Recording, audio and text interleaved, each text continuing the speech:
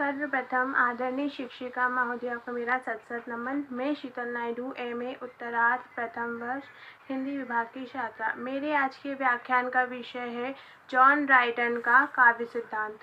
John Dryden का जन्म 9 अगस्त 1639 को नॉर्थम्पटनशायर के अल्डविंकल नामक स्थान में हुआ, जहाँ उनका शैशव टिकमार्क में व्यतीत हुआ, जहाँ उनके नाना रेवरेंड हेनरी पिकरिंग की संपत्ति थी।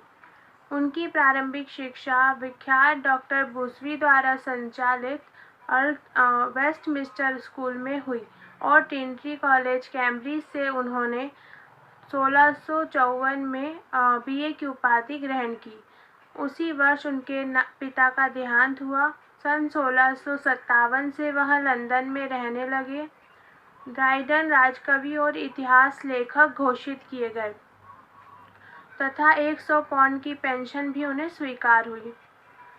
1643 में उनकी नियुक्ति लंदन के एक भूभाग में कलेक्टर ऑफ कस्टम के पद पर हुई।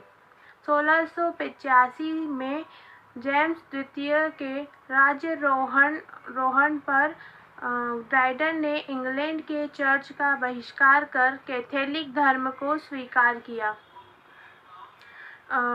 1668 में 68 की क्रांति में कैथोलिक धर्म छोड़ने तथा विलियम तृतीय के प्रति राज्य भक्ति की भावना शपथ को लेने से अस्वीकार करने पर ड्राइडन राज्य का कोपभाजन बना और उनके सभी पद और पेंशन छीन ली गई। उनका देहांत 1700 मई दिवस पर गठिया रोग से हुआ और वेस्टमिंस्टर अम्बे में उन्हें दफनाया गया। जॉन ड्राइडन को अंग्रेजी की विश्लेषणात्मक आलोचना का संस्थापक माना जाता है। वे मूलतः नाटककार थे, लेकिन अंग्रेजी गद्य और आलोचना को आधुनिक रूप देने में भी उन्होंने महत्वपूर्ण भूमिका निभाई। इसलिए उन्हें आधुनिक अंग्रेजी गद्य और आलोचना का जनक माना जाता है।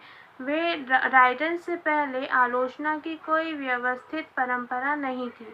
पूर्ववर्ती पूर्ण जागरण युग रचनात्मक दृष्टि से अत्यंत उर्वर था।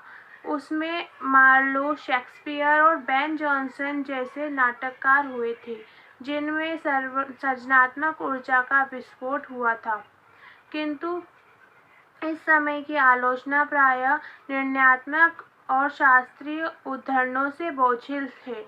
उसमें ना तो किसी रचना के विवेचन विश्लेषण का प्रयास है, न मूल निर्माण में सामसायिक रचनाशीलता को आधार बनाया गया है। प्राचीन काव्य प्रतिमानों का आतंक इतना हावी है कि आलोचक इनसे बाहर जाने की बात सोच ही नहीं पाते। नियमों के बाह्य विधान पर जितना बल है, उतना उनकी आत्मा पर नहीं। ड्राइडन ने अपने आलोचनात्मक लेखन द्वारा इन सीमाओं को अतिक्रमित करने की कोशिश की है। ड्राइडन के काव्य सिद्धांत के अनुसार अंग्रेजी के प्रसिद्ध कवि, नाटककार तथा व्यंग्यकार ड्राइडन बहुमुखी प्रतिभा वाले साहित्यकार थे। वह आज आलोचक के रूप में अधिक स्मरण किए जाते हैं। उनकी आलोचना सिद्धांत उनकी अपनी कृतियों की भूमिकाओं तथा समर्पण पत्रों के रूप में मिलती है। सैद्धांतिक तथा व्यवहारिक दोनों प्रकार की आलोचना के क्षेत्र में उनकी देन महत्वपूर्ण है। उन्होंने न केवल काव्य प्रयोजन, प्रसन्न कल्पना, अनुकरण आदि से संबद्ध गंभीर और साक्षात प्रश्नों पर ही अपने विचार प्रकट किए हैं, अपितु पुरातन कवियों की भी समीक्षा की है। उन्होंने एक और प्राचीन ग्रीक और रोमी साहित्य पढ़ रखा था, तो दूसरी ओर तत्कालीन यूरोप की साहित्यकार शेक्सपियर, बेन जॉनसन फ्लेचर आदि कवियों का भी अच्छा ज्ञान था। उन्होंने अरस्तु, होरेस आदि के कला सिद्धांतों का भी विशद अध्ययन किया था, पर वह पुरातत्व मितव्ययी साधु सर्व के अनुयायी नहीं थे। प्राचीन के प्रति निष्ठा रखते हुए नवीन के प्रति आकृष्ट थे। ड्राइडन के स्वच्छंद मेधा और स्वतंत्र विचारना शक्ति इस बात को स्वीकार न कर सकी कि कतिपय सिद्धांतों और नियमों के पालन मात्र से उच्च कोटि की साहित्यिक रचना का निर्माण हो सकता है। वह चाहते थे कि कलाकार कला के नियमों का पालन अचेतन मन से करे, कला में लीन हो जाए। उन्होंने फ्रांसीसी आलोचकों के सम्मुख सर नहीं झुकाया और उनके आदर्शों और सिद्धांतों का अक्षरशः मानने से इनकार कर दिया। काव्य की प्रकृति तथा कलाकृति का प्रयोजन जैसे गंभीर विषयों पर सूक्ष्म तथा क्रांतिकारी विचार प्रस्तुत किए।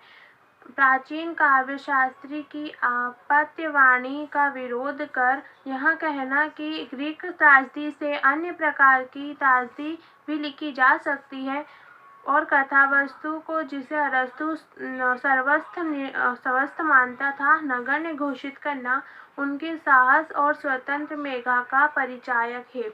यही सब बातें हैं जिनके कारण आधुनिक आलंग आलोचना का जनक कहा जाता है। अब मैं अपनी शिक्षिका डॉक्टर ललिता त्रिपाठी मैम को आभार प्रकट करना चाहूँगी कि उन्होंने मुझे इस विषय पर मार्गदर्शन प्रदान किया और मुझे इस विषय पर अपने विचार प्रकट करने की और मुझे इस विषय पर व्याख्यान प्रस्तुत करने का सुअवसर प्रदान किया। धन्यवाद।